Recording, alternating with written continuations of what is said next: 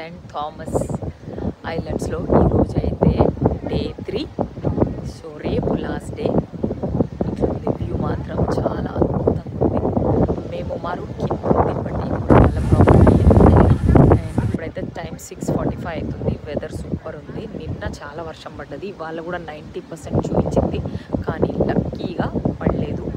And పొద్దున అటు పోయినాం కదా, ఇది ఆ మౌంటైన్ టాప్ అని, అది బంద్ ఉండే. కానీ ఇంకొక అట్రాక్షన్ అంటే కోకీ బీచ్ అని ఇంకొక ఉంది, బీచ్ మాత్రం ఓపెన్ ఉండే.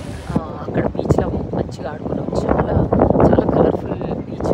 వీడియో కూడా తీసిన, నేను అప్లోడ్ చేయడానికి ట్రై చేస్తాను. అది ఒకటి ఉంది. బీచ్ ఫ్రీయే ఉండే బీచ్కి అయితే.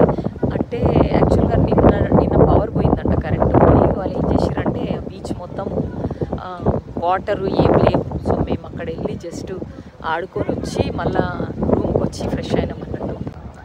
సో అది అందుకే మరి ఛార్జ్ చేయలేదేమో, అదర్వైజ్ మరి అక్కడ ఎంట్రన్స్ ఫీజ్ అని అయితే రాసి ఉండే. సో కోకీ బీచ్ ఇది పైన అక్కడ చూస్తే అసలు మొత్తం వ్యూస్ మాత్రం అద్భుతంగా ఉన్నాయి. ఇక్కడ ఏమున్నాయంటే స్విమ్మింగ్ పూల్ ఉంది ఒకటి, తర్వాత చిన్న చూసుకుంటే మా ప్రాపర్టీలో అక్కడ కనిపించే దగ్గర అది బార్ అది.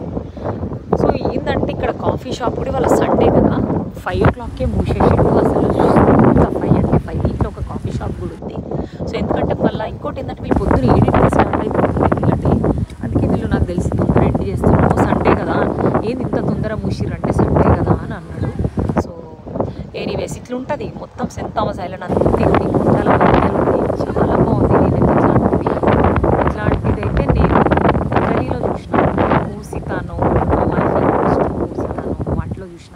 అక్కడ ఏంటంటే రాళ్ల మధ్య ఇక్కడ మంచి నేచరు, డిఫరెంట్. ఇది చాలా బాగుంది. ఇగోండి అదో గండోలా, అది చూసిరా, ఇది గండోలా. ఇక్కడ ఇగోండి గండోలా. ఆ పైకి వెళ్తే అక్కడ దాని పేరు ప్యారడైజ్ పాయింట్ అంట. అది కూడా అట్రాక్షను. సో ఈరోజైతే జస్ట్ కోకీ బీచ్కి వెళ్ళి వచ్చి ఇంకా రూమ్లోనే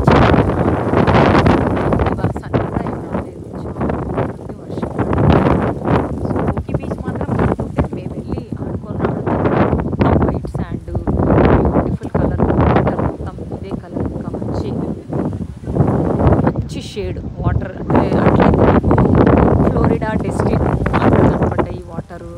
ఇంకా క్యాన్కూన్లో కూడా అట్లనే కనపడ్డాయి water, clear. So US Virgin Islands సరిపోతుంది అంటే 2 రోజులు సరిపోద్ది ఇక్కడ.